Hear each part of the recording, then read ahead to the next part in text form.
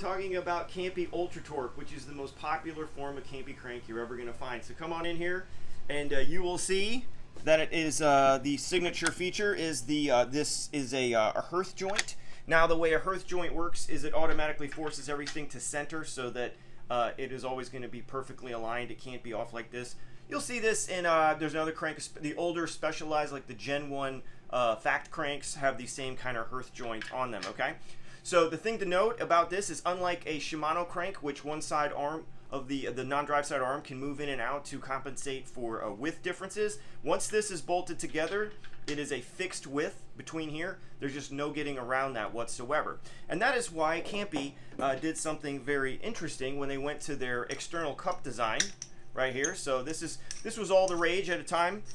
Which this is part of a group of cranks we here at BBInfinite called legacy cranks. Okay, it's all the cranks. It's a Shimano Holotech 2, of course Ultra Torque, and then you have the Campy GXP, excuse me, SRAM GXP, which they're all based on an old like 68mm wide bottom bracket shell.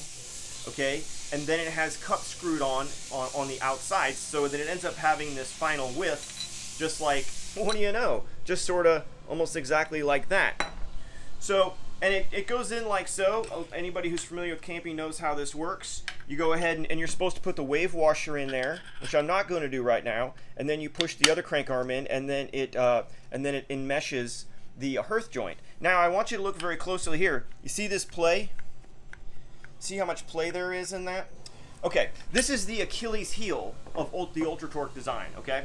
Campy didn't have a choice. They had to put a wave washer inside of here because they never knew what the final dimension is going to be. Okay, yeah, ostensibly it's supposed to be 68mm nominal or 70mm if it's Italian, but it could, you know, if you face it a little too much, it could be narrower. If it's got paint on the outside, something you didn't face it, it could be a little wider. So to ensure the crank would always work properly, Campy had to put this like 3/4 of a millimeter, 1mm or so hedge in there, so they put the wave washer in there to compensate, right? This causes a problem. The first problem is a creaking problem, and this is how it happens. Okay, we got this bike in here, we're converting it over to Campy with the crank in it right now. If you come around here and take a look, if you can focus right here, you see that, the way I'm pushing it in? You can see it moving, and then in relationship to the front derailleur, you can see that it can actually move outward a little bit like that. Okay, this is why it can creak. All right, because as you're riding the bike, the crank can actually move a little bit, especially when you're doing this number. The crank can move a little bit and cause creaking problem, because anything that's moving can creak. This is why everybody gobs a bunch of grease in here and stuff like that. That ameliorates it for a while, but it's a temporary fix at best. Now, we didn't do it this way because it is another serious problem with the wave washer incorporation with that axial plunging that's that can happen. Is if it's an EPS, it has a very powerful front derailleur. When it goes from the low to the big ring, it can actually overshift and kick the chain off the outside, because the chain ring is actually, the derailleur is actually moving the chain ring axially, and then suddenly it snaps back under spring pressure and it drops the chain off the outside. So BBInfinite didn't do this, go this route.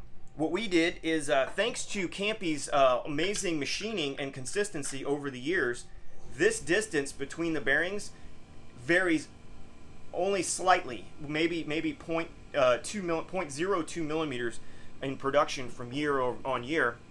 So what that allowed us to do was it allowed us to make the bore distance on either side almost the exact distance it needs to be for the Campy crank to just fit in here very, very precisely. Now you need to make sure that the bearing is going in very squarely right here. Okay? Boom. Done. And then, I gotta present that. Gotta make sure to show that logo. And then right here, boom, goes in. Right? And then I'm gonna go ahead and tighten this bolt down a little bit. Right there, just to put the crank together. And then I want to show you this right here. All right, now that this is together, I want to show you that we have a little bit of play as well. All right, there is not enough room in there for a wave washer anymore. Okay, because a wave washer is about 1 millimeter thick or so. we don't even have that much gap in there.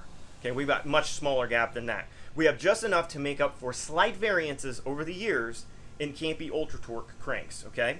And the way we get rid of this play is we use retaining compound on the outside of the bearing. All right, some people might say, well, why are you doing that? Or is that a good application? Let's go ahead and take a look at the picture right here. And you will see, oh, look at that. Oh wait, what about this one? This is Loctite. Oh, look at that. Yeah, right. This is exactly how that product is supposed to be used. All right, so what does this do? This means that once that Loctite or Vibratite right here cures out around these bearings, this play is eliminated. So now we just cured the two main problems with the Ultra Torque design. That is the tendency to creak because it can move axially. Now the bearings are glued. A lot of people like to say glued, but they have retaining compound holding them in place so it can't move back and forth. And then you don't have those misshift problems that a lot of people can experience, very mysterious, although I've just explained it, with EPS, because of that incredibly powerful front derailleur. Now, we'll get into some other details about Campy Ultra Torque in the next video.